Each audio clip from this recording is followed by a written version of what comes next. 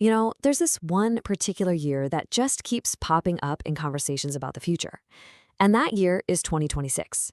From these really cryptic magazine covers to whispers of ancient prophecies, it's being singled out as a time of huge and maybe even turbulent change. So in this explainer, we're going to dive in and figure out why.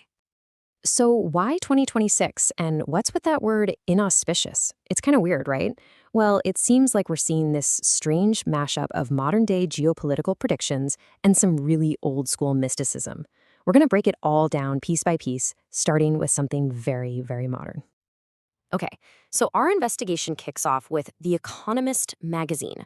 Now, for years, people who are really into this stuff have treated their annual covers not just as cool art, but as, well, coded messages about where the world is headed. I mean, the publication has deep ties to global finance and politics, and their glimpse into 2026, it's gotten a whole lot of attention. Right at the center of that cover, there's a birthday cake. And on top, the number 250. This is not random at all. In 2026, the United States celebrates its 250th anniversary. That's a quarter of a millennium.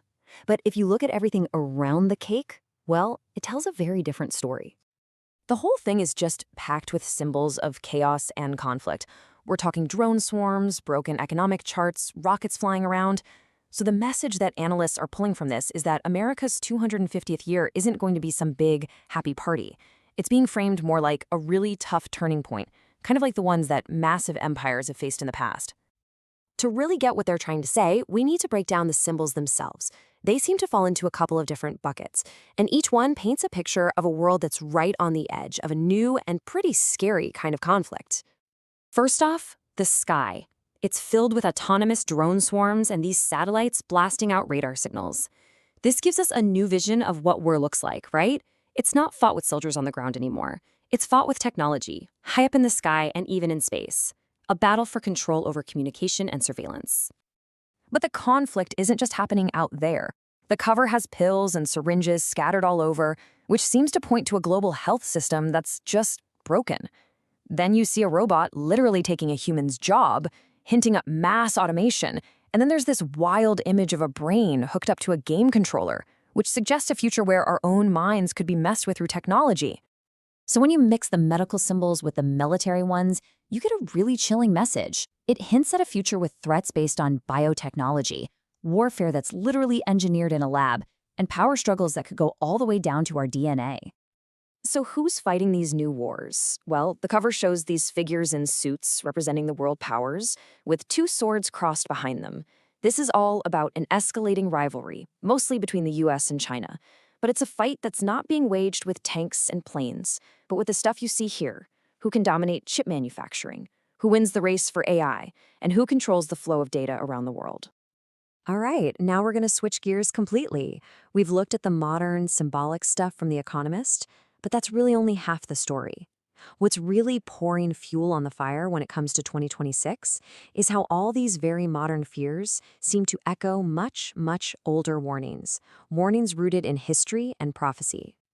I mean, let's be real, predictions about the future are nothing new. For centuries, you had figures like Nostradamus, the French astrologer famous for his cryptic verses, and more recently, Vanga, a 20th century Bulgarian mystic. They've always captured our imagination. But lately, a much older name has popped into the conversation about 2026, a 12th century scholar named Muhyiddin Ibn al Arabi. And the key word tied to his supposed prediction is inauspicious. It basically means a year that's unlucky, unpromising, just not a good time. Now, this isn't some simple one-line prophecy. Instead, people who follow his super complex writings believe that his work has these hidden cyclical patterns and numerical codes that point directly to 2026 as a year of major global hardship. And this brings us right to the heart of it, the question that is fueling so much of the speculation you see online. Did a scholar from the 12th century really use complex interpretations of his own texts to single out 2026 as a year to watch out for? This is the central mystery, the thing that connects our modern-day anxiety with ancient mysticism.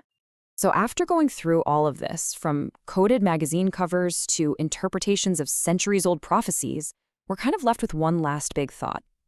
Are these predictions actual warnings about a future that's already decided? Or are they something else? Maybe just a mirror, reflecting the anxieties and fears we already have about the chaotic world we're living in right now? That, I think, is a question for you to decide.